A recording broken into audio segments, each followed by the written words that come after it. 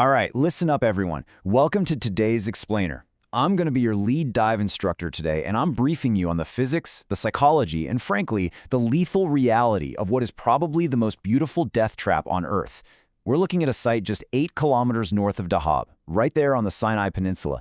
It's incredibly famous and it has this massive allure. But as your instructor, it's my absolute priority to make sure you know exactly what we're dealing with before we even think about suiting up. So if you look at it from the air, the blue hole looks like an absolute slice of heaven. But make no mistake, beneath that calm surface is a totally unforgiving environment. From up top, you just see this perfectly calm, incredibly inviting, 60-meter-wide turquoise circle, right? There are no ripping currents, no freezing temperatures, and definitely no sea monsters. But directly beneath that tranquil surface is a massive shaft that plunges straight down to over 130 meters. That is a depth that has already claimed the lives of over 200 confirmed divers. And really, the sheer contrast between how incredibly safe it looks and how deadly it actually is, well, that's the core of today's lesson. Okay, before we get in the water, here is our pre-dive briefing slate. We're going to cover the physics of narcosis, hubris and tourists, the false surface illusion, the diver's cemetery, and finally, surviving the blue hole. To really understand this place, we have to look at its timeline. This submarine sinkhole was formed over 10,000 years ago when a cave roof collapsed. But its modern history is pretty grim, basically giving it the highest diver fatality rate per dive on Earth. In the 1990s, as scuba diving exploded in popularity, the fatalities here completely spiked. That's actually when local instructors and Dahab Bedouins started calling it the diver's cemetery. Then, in the year 2000, public awareness completely shifted because of a highly publicized fatal dive. The danger just kept compounding until 2010, when the sheer risk of the site forced authorities to halt mass body recoveries entirely. All right, let's jump right into Section 1, the physics of narcosis. If you are going to dive this site, you absolutely must memorize these 3 main killers. And remember, they have nothing to do with monsters or currents. It's all just basic physics. You see, we're dealing with an environment that's perfectly still, warm, and has unbelievable visibility. But that false sense of security sets up 3 distinct traps: nitrogen narcosis, the geographical trap of the arch, and the visual trap of the false surface. Let's talk about narcosis.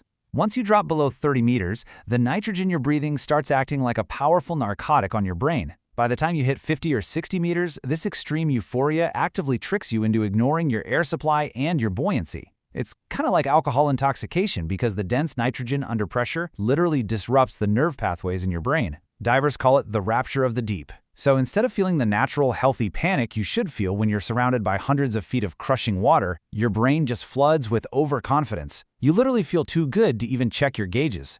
Which brings us to this massive psychological mystery. How can a simple chemical reaction in the blood make highly experienced elite individuals blissfully swim right to their own doom? Because guys, these aren't equipment failures. These are biological system failures. The physics of extreme depths strip away human judgment so effectively that seasoned professionals with thousands of logged hours simply forget to monitor their own survival constraints. Moving on to Section 2, hubris and tourist traps. We basically see 2 extreme categories of victims here. You've got the overconfident technical divers suffering from sheer hubris on one side, and panicked recreational tourists on the other. Think about it.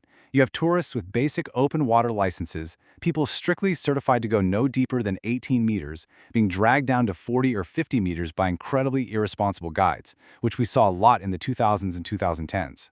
And then, completely on the flip side, you have elite technical divers who mistakenly believe their advanced gear somehow makes them immune to the hard physics of narcosis. The most tragic example of this was a Russian technical diver named Yuri Lipsky. In the year 2000, he actually filmed his own death at 115 meters. Right before he convulsed from oxygen toxicity, he gave a thumbs up to his camera. His final, chilling words on that tape were, "I'm fine." He wasn't a novice, he was an expert. And that viral footage became a mandatory warning in the diving community because it shows you exactly what hubris looks like under the influence of narcosis. He felt totally fine right up until the physics of the depth completely overwhelmed his biology. So, the number 56, what does that mean? That is the exact depth in meters of the arch. It's a 26-meter tunnel connecting the sinkhole out to the open sea. And it serves as the ultimate fatal magnet for thrill seekers. For a lot of recreational divers, swimming under this bridge looks like an incredible bucket list goal. But to the ocean, It's nothing more than a trap. The arch is incredibly deceptive. In cases like a 2015 Austrian tech diver or a 2022 Egyptian instructor who tragically died guiding 3 students, the heavy silt inside that tunnel creates total, terrifying disorientation.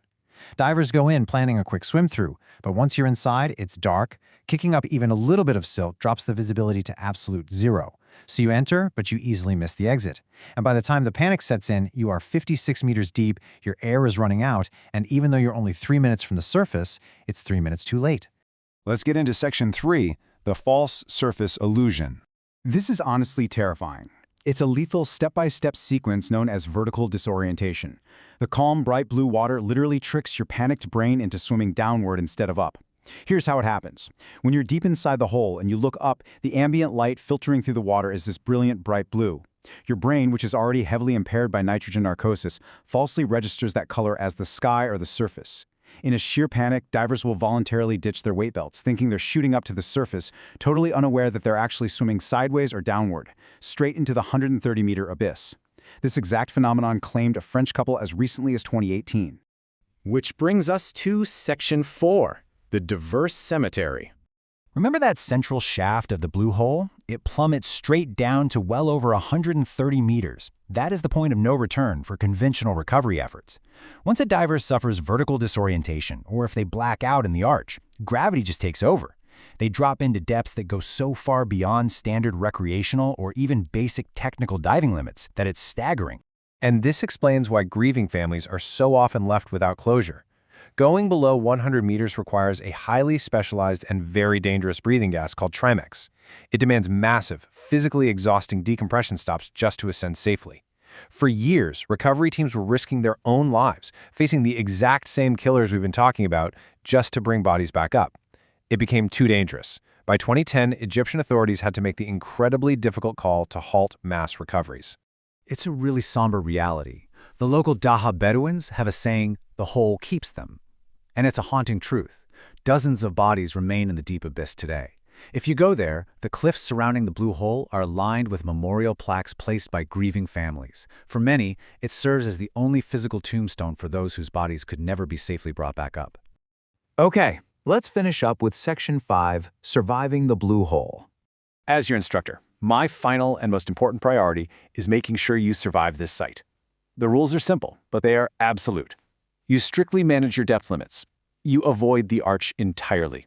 And you never, ever trust the calming illusion of the environment over the hard data right there on your physical dive gauges. If your license says 18 meters, you do not go to 40 just because a guide says it's fine. You do not attempt the arch. I promise you there is nothing in that silty jar tunnel with your life. Most importantly, constantly read your dive computer. Your eyes are going to lie to you about where the surface is. Narcosis is going to lie to you about how safe you feel. The digital gauge on your wrist is literally the only objective truth you have down there. I want to leave you with this final thought today. When the very environment we're exploring is perfectly designed to neutralize our common sense, are we actually conquering the abyss? Or are we just diving right into the fatal flaws of our own human psychology? The blue hole doesn't actively kill anyone with currents or sea monsters.